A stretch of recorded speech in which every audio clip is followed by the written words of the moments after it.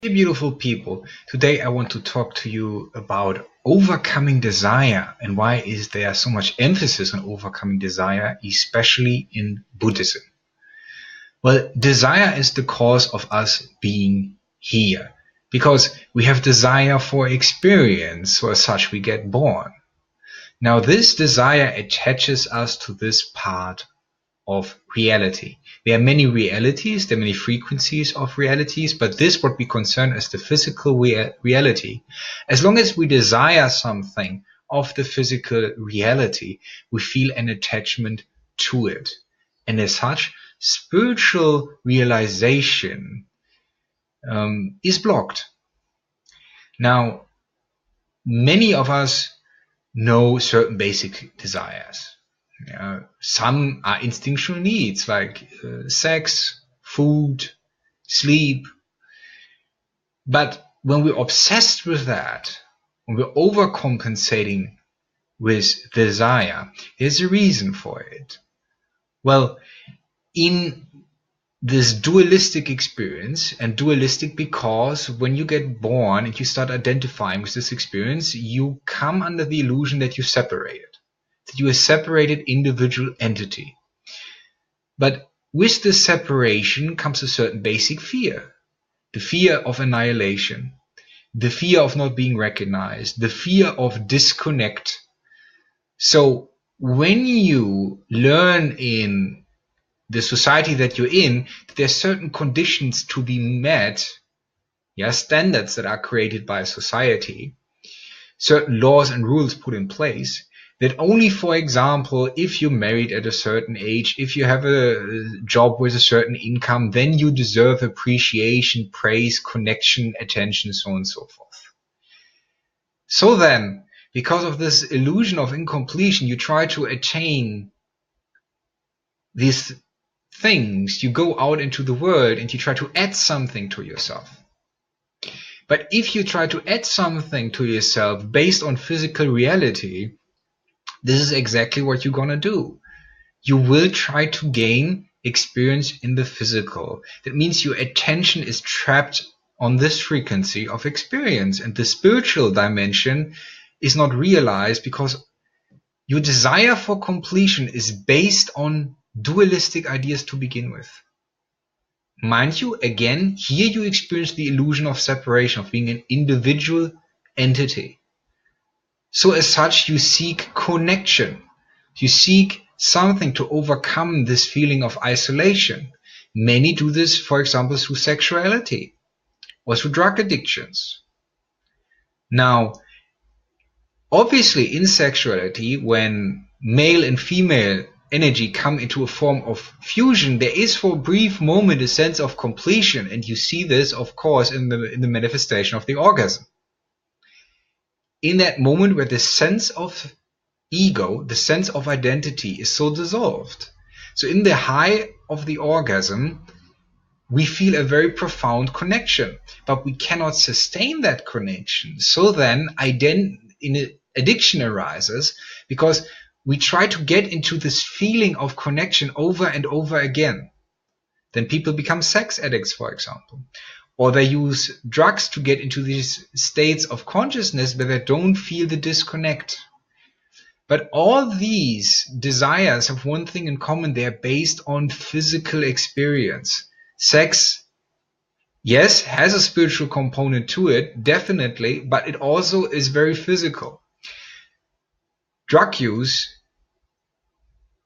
is a very physical experience. Depends what drugs you use, of course. I exclude here psychedelics. This is a different topic altogether. But when it comes to drugs that provide you with instant pleasure, for example, that provide you with dopamine, serotonin, whatever, you're trying to add something to yourself because you feel incomplete on the physical level.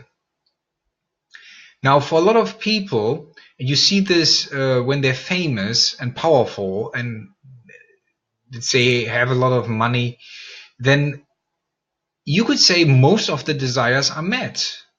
But the interesting thing about depression, that it doesn't stop for any social group, that it doesn't stop for anything or anyone on a certain level in the hierarchy, depression gets everyone. And it gets everyone because it is the existential crisis.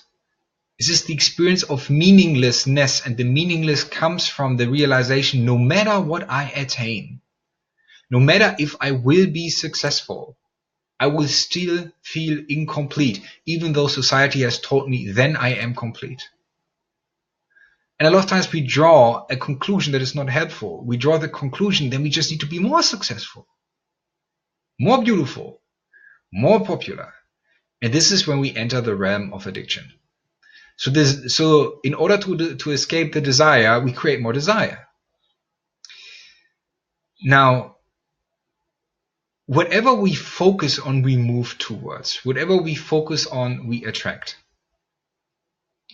So if you're not aware that there is a spiritual dimension to you, you will try to complete yourself on this level of experience. This is impossible.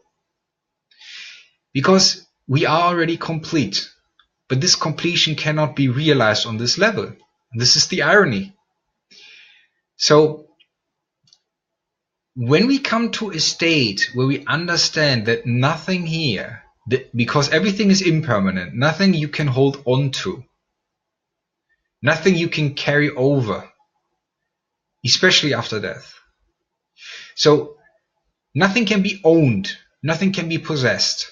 Once you realize this, that all experience is temporary, this can lead to a profound crisis, but also to an opening. Because once you understand that nothing in this experience can ultimately satisfy your desire for union, your desire for fusion, your desire for peace, then you will try to look beyond it. And this is where the spiritual dimension enters.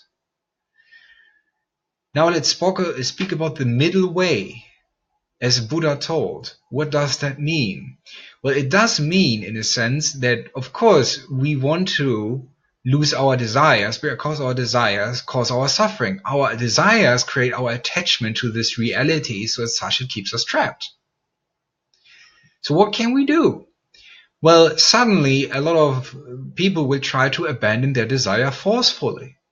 It's just going to make it worse because they start suppressing this impulse that drives them. So it starts operating from a blind spot, from an unconscious area, and starts even attracting more of the same. It's just you're not conscious of it. So the trick is to be fully conscious of your desire, to observe it, to allow it, and slowly, through practice, through an increase in awareness, you will be able to drop it, but not by negating it, not by judging it, not by feeling guilty about it. If there are some kinky sex things that you very enjoy, if there is a drug habit, if you like material objects, you might get aware of that, and you might also know you want to go beyond this, but you will be incapable of doing this instantly because this is a very deeply conditioned habit. So as such, you do it gradually. And this is the middle way. You start engaging in spiritual practice, that means in meditation, in reflection. You create space by seeking the quietude. You stop being in a pattern, in a structure all day. You create purposeless situations where there is no goal to attain, nothing to achieve. Now, with this space created, your awareness will increase. You will get to know yourself.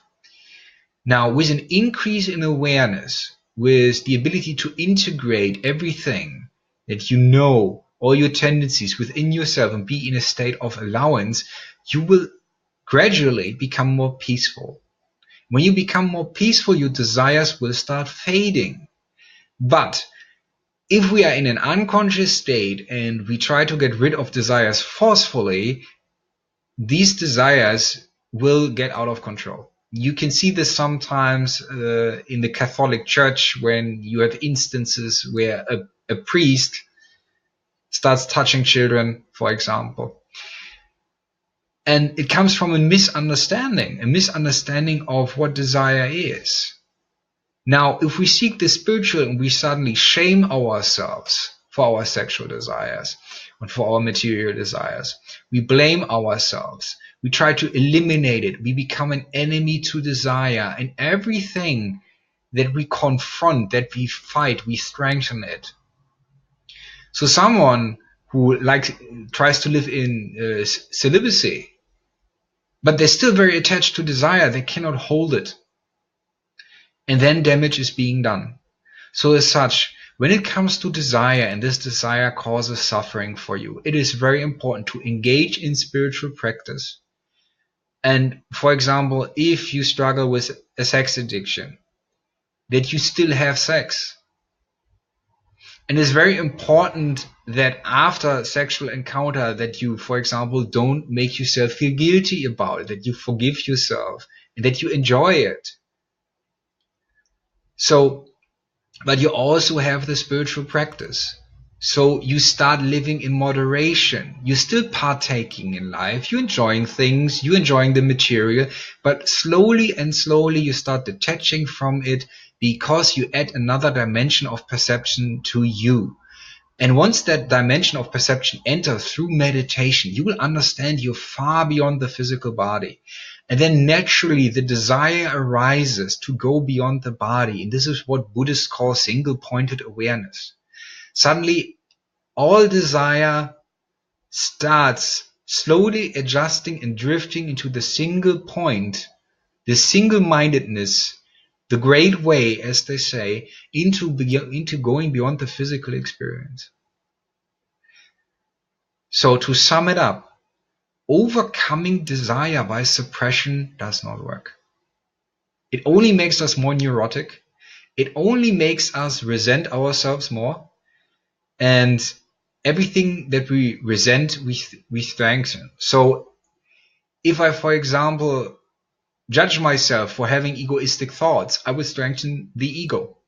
But if I just watch these thoughts and I allow them, they do not compel me.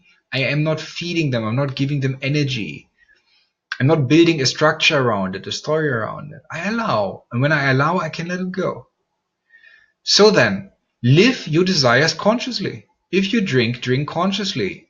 If you have an over attachment to sexuality, be very conscious about having sex. And at the same time, develop a spiritual practice. And the more the spiritual practice lets you enter into higher experiences. And higher doesn't mean morally better. Be careful about that. So you get into higher frequencies of experiences. Your curiosity will naturally start to focus on these higher experiences. So as such, you will not be trapped as much in your desire, and you will be naturally able to abandon desire. Gradually, but not forcefully. Think about that. Contemplate about that. Meditate about that. Be well.